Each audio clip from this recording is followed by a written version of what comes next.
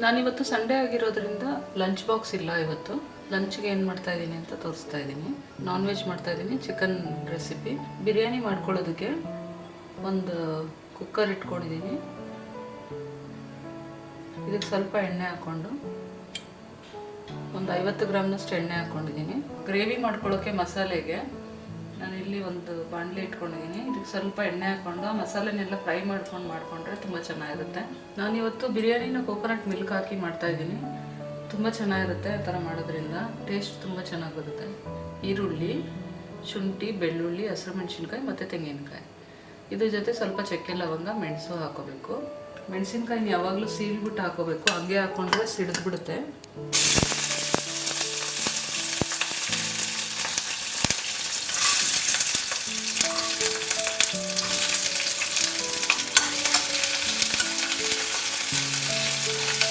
ಎರಡು ಮೂರು ಪೀಸಷ್ಟು ಚಕ್ಕೆ ಹಾಕ್ತಾ ಇದ್ದೀನಿ, ಮತ್ತು ಒಂದು 4ರಿಂದ 5 ಲವಂಗ, ಒಂದು ಅರ್ಧ ಸ್ಪೂನ್ನಷ್ಟು ಮೆಣಸು. ಈ ಮಸಾಲೆ ಚೆನ್ನಾಗಿ ಫ್ರೈ ಆಗಬೇಕು. ಸ್ವಲ್ಪ ಈರುಳ್ಳಿ ಫ್ರೈ ಆದಮೇಲೆ ತೆಂಗಿನಕಾಯಿನೂ ಜೊತೆ ಸೇರಿಸ್ಕೊಂಡು ಫ್ರೈ ಮಾಡ್ಕೋಬೇಕು. ಅಷ್ಟರಲ್ಲಿ ರುಬ್ಬೋವಾಗ ಸ್ವಲ್ಪ ಕೊತ್ತಂಬರಿ ಸೊಪ್ಪನ್ನ ಜಾಸ್ತಿ ಹಾಕ್ಕೊಂಡು ರುಬ್ಕೋಬೇಕು. ಇವಾಗ ಇದು ಎಣ್ಣೆ ಕಾಯ್ತಾ ಇದೆ, ಇದಕ್ಕೆ ನಾನು ಹಸಿರು ಮೆಣಸಿನ್ಕಾಯಿ ಹಾಕ್ಕೊತಾ ಇದ್ದೀನಿ. ಹಸಿರು ಮೆಣಸಿನ್ಕಾಯಿ ಸ್ವಲ್ಪ ಫ್ರೈ ಆದಮೇಲೆ ನಾನಿಲ್ಲಿ ಹೋಲ್ ಸ್ಪೈಸಸ್ ತೊಗೊಂಡಿದ್ದೀನಿ. ಚಕ್ಕೆ, ಲವಂಗ, ಪಲಾವ್ ಎಲೆ, ಜಾಪತ್ರೆ, ಜಾಕಾಯಿ ಆ ಥರ, ಮತ್ತು ಸ್ಟಾರ್ ಅನ್ನನ್ಸು, ಮರಾಠಿ ಮೊಗ್ಗು ಅವೆಲ್ಲ ಸೇರಿಸಿ ಹಾಕ್ಕೊಂಡಿದ್ದೀನಿ. ಸ್ವಲ್ಪ ಫ್ರೈ ಆದಮೇಲೆ ಈರುಳ್ಳಿ ಹಾಕ್ಕೊಂಬಿಡೋಣ. ಈರುಳ್ಳಿ ಚೆನ್ನಾಗಿ ಫ್ರೈ ಆಗಬೇಕು. ತೆಂಗಿನಕಾಯಿನ ರುಬ್ಬಿ ಇದ್ರದ್ದು ಹಾಲು ಮಾತ್ರ ತಕ್ಕೋಬೇಕು. ಇದಕ್ಕೆ ಒಂದೆರಡು ಚಿಕ್ಕ ಟೊಮೆಟೊ ಹಾಕ್ಕೊಂಡಿದ್ದೀನಿ. ಇದ್ರ ಜೊತೆ ಇದನ್ನು ಫ್ರೈ ಮಾಡ್ಕೋಬೇಕು. ಚೆನ್ನಾಗಿ ಈರುಳ್ಳಿ ಎಲ್ಲ ಫ್ರೈ ಆದಮೇಲೆ ಹಾಕೋಬೇಕು ಟೊಮೆಟೊ. ಮಸಾಲೆ ಪೂರ್ತಿಯಾಗಿ ರೆಡಿಯಾಗಿದೆ. ಇವಾಗ ಚೆನ್ನಾಗಿ ಫ್ರೈ ಆಗಿದೆ. ತಣ್ಣಗಾದ್ಮೇಲೆ ಇದಕ್ಕೊಂದು ಸ್ಪೂನು ಧನಿಯಾ ಪುಡಿ ಮತ್ತು ಕೊತ್ತಂಬರಿ ಸೊಪ್ಪು ಸೇರಿಸಿ ಇಟ್ಕೋಬೇಕು. ಇದನ್ನು ಅಷ್ಟೇ ಗ್ರೇವಿ ಮಸಾಲೆ ಅದು. ಇದು ನೋಡಿ, ಆನಿಯನ್ನು ಪೂರ್ತಿಯಾಗಿ ಇವಾಗ ಫ್ರೈ ಆಗಿದೆ. ಇವಾಗ ಶುಂಠಿ ಬೆಳ್ಳುಳ್ಳಿ ಪೇಸ್ಟ್ ಹಾಕೊಂಡ್ಬಿಡೋಣ. ಅದಕ್ಕೆ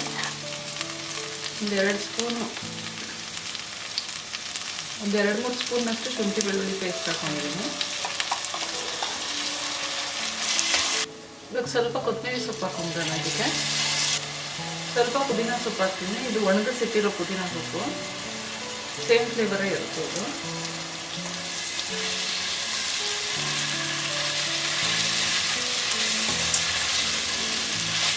ಸ್ವಲ್ಪ ಫ್ರೈ ಆದಮೇಲೆ ಒಂದು 4 ಟೊಮೆಟೊನ ಹಾಕ್ಕೊತಾ ಇದ್ದೀನಿ ಕಟ್ ಮಾಡಿ.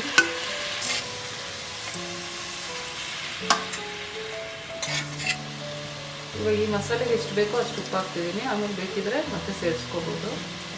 ಅರಿಶಿನ ಪುಡಿ ಒಂದು ಸ್ವಲ್ಪ ಹಾಕ್ತಿದ್ದೀನಿ. ಟೊಮೆಟೊ ಚೆನ್ನಾಗಿ ಮೆತ್ತಗಾಗೋವರೆಗೂ ಫ್ರೈ ಮಾಡ್ಕೋಬೇಕು. ಈ ಮಸಾಲೆಗೆ 1 ಸ್ಪೂನ್ನಷ್ಟು ಧನಿಯಾ ಪುಡಿ ಹಾಕ್ತಿದ್ದೀನಿ. ಸ್ವಲ್ಪ ಕೊತ್ತಂಬರಿ ಸೊಪ್ಪು ಹಾಕ್ತೀನಿ. ಇಷ್ಟು ಸೇರಿಸಿ ನುಣ್ಣಗೆ ರುಬ್ಕೋಬೇಕು. ನೋಡಿ, ಇವಾಗ ಟೊಮೆಟೊ ಚೆನ್ನಾಗಿ ಫ್ರೈ ಆಗಿದೆ. ಇದು ಇವಾಗ ನಾನು ಇದಕ್ಕೆ ಚಿಕನ್ ಸೇರಿಸ್ಕೊತಾ ಇದ್ದೀನಿ. ಚಿಕನ್ ನಾನು ಅಷ್ಟೇ ಮ್ಯಾರಿನೇಷನ್ ಮಾಡಿ ಇಟ್ಕೊಂಡಿದ್ದೆ. ಉಪ್ಪು, ಖಾರದ ಪುಡಿ ಮತ್ತು ಅರಿಶಿನ ಪುಡಿ ಹಾಕಿ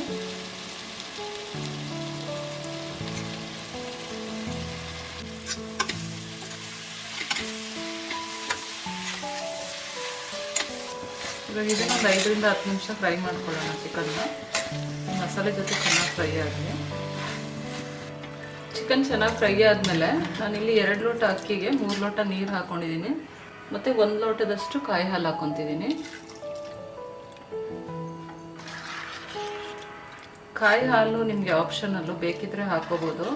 ಹಾಕ್ಕೊಂಡ್ರೆ ಟೇಸ್ಟ್ ತುಂಬ ಚೆನ್ನಾಗಿ ಬರುತ್ತೆ, ರಿಚ್ ಆಗಿರುತ್ತೆ ಟೇಸ್ಟು. ನಾರ್ಮಲ್ ಬಿರಿಯಾನಿ ತಿನ್ನೋದಕ್ಕಿಂತ ಇನ್ನೊಂದು ಸ್ವಲ್ಪ ಚೆನ್ನಾಗಿರುತ್ತೆ ಅಷ್ಟೇ.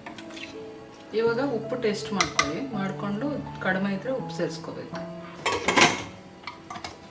ಇದನ್ನು ಒಂದು 2 ವಿಷಲ್ ಬರ್ಸ್ಕೊಳ್ಳೋಣ, ಅಷ್ಟೇ. ಇದು ಚಿಕನ್ ಗ್ರೇವಿ ಮಾಡ್ಕೊಳ್ಳೋದಕ್ಕೆ ಇನ್ನೊಂದು ಪಾತ್ರೆ ಇಟ್ಕೊಂಡಿದ್ದೀನಿ. ಇದಕ್ಕೆ 1 ಸ್ಪೂನ್ನಷ್ಟು ಎಣ್ಣೆ ಹಾಕ್ಕೊಳ್ಳೋಣ. ಏಕೆಂದರೆ ನಾವು ಮಸಾಲೆನೆಲ್ಲ ಎಣ್ಣೆಲ್ಲೇ ಹಾಕಿ ಹುರ್ಕೊಂಡಿದ್ದೀವಲ್ಲ, ಅದಕ್ಕೆ. ಇಲ್ಲಾಂದರೆ ಒಂದು 2-3 ಸ್ಪೂನ್ನಷ್ಟು ಹಾಕೋಬೋದು, ತೊಂದರೆ ಇಲ್ಲ. ಎಣ್ಣೆ ಸ್ವಲ್ಪ ಕಾಯ್ದ ಮೇಲೆ ಈರುಳ್ಳಿ ಹಾಕ್ಕೊತಿದ್ದೀನಿ. ಚಿಕ್ಕದೊಂದು ಈರುಳ್ಳಿ ಹಾಕ್ಕೊಂಡಿದ್ದೀನಿ. ಯಾಕೆಂದರೆ ನಾನು ರುಬ್ಬೋದಕ್ಕೂ ಈರುಳ್ಳಿ ಸೇರಿಸ್ಕೊಂಡಿದ್ದೀನಿ ಅದಕ್ಕೆ.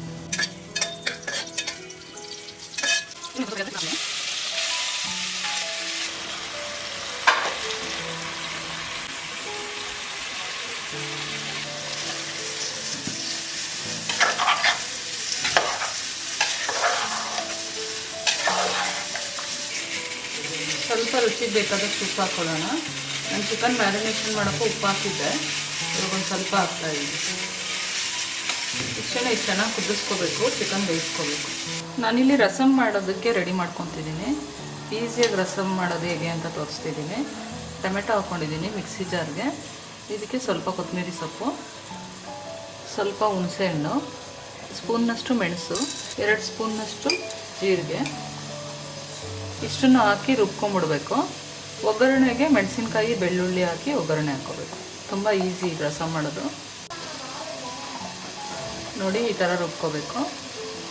ನಾನಿಲ್ಲಿ ರಸಮ್ ಒಗ್ಗರಣೆಗೆ ಒಂದು ಪಾತ್ರೆ ಇಟ್ಕೊಂಡಿದ್ದೀನಿ. ಇದಕ್ಕೆ ಒಂದು 2-3 ಸ್ಪೂನಷ್ಟು ಎಣ್ಣೆ ಹಾಕ್ಕೊಳ್ಳೋಣ. ಸ್ವಲ್ಪ ಎಣ್ಣೆ ಬಿಸಿ ಆದಮೇಲೆ ಇಟ್ಕೊಂಡಿರೋ ಬೆಳ್ಳುಳ್ಳಿ ಹಾಕ್ಕೊಂಡಿದ್ದೀನಿ.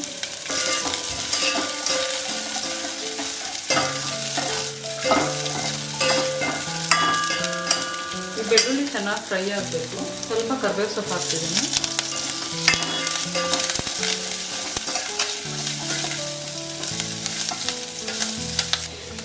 ಸ್ವಲ್ಪ ಇಂಗು ಹಾಕ್ಕೊಳ್ಳೋಣ. ಸ್ವಲ್ಪ ಅರಿಶಿನ ಪುಡಿ,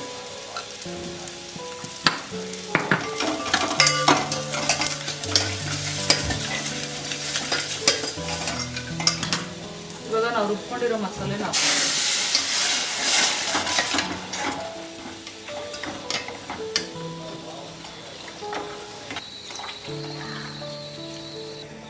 ರುಚಿಗೆ ಬೇಕಾದಷ್ಟು ಉಪ್ಪು ಹಾಕ್ಕೊಂಬಿಡೋಣ. ನೋಡಿ ಎಷ್ಟು ಈಸಿಯಾಗಿ ರಸಮ್ ರೆಡಿ ಆಗೋಯ್ತು. ಅಷ್ಟೇ 5 ನಿಮಿಷಕ್ಕೆ ಮಾಡ್ಕೊಂಬಿಡ್ಬೋದು ರಸ. ಟೇಸ್ಟು ಅಷ್ಟೇ ಚೆನ್ನಾಗಿರುತ್ತೆ. ಮಾಮೂಲಿ ನಾವು ಕೈಯಲ್ಲಿ ಇಸ್ಕಿ ಮಾಡ್ತೀವಲ್ಲ ಅದೇ ಥರನೇ ಇರುತ್ತೆ. ಆದರೆ ಈಸಿಯಾಗಿ ಮಾಡ್ಕೊಬೋದು. ಇದನ್ನು ಕುದಿಯೋಕ್ಕೆ ಬಿಡಬಾರ್ದು. ಆ ನೊರೆ ಬರುತ್ತಲ್ಲ, ಒಳಗಡೆ ಕುದೀತಾ ಇದ್ದಂಗೆ ಆಫ್ ಮಾಡಿಬಿಡ್ಬೇಕು.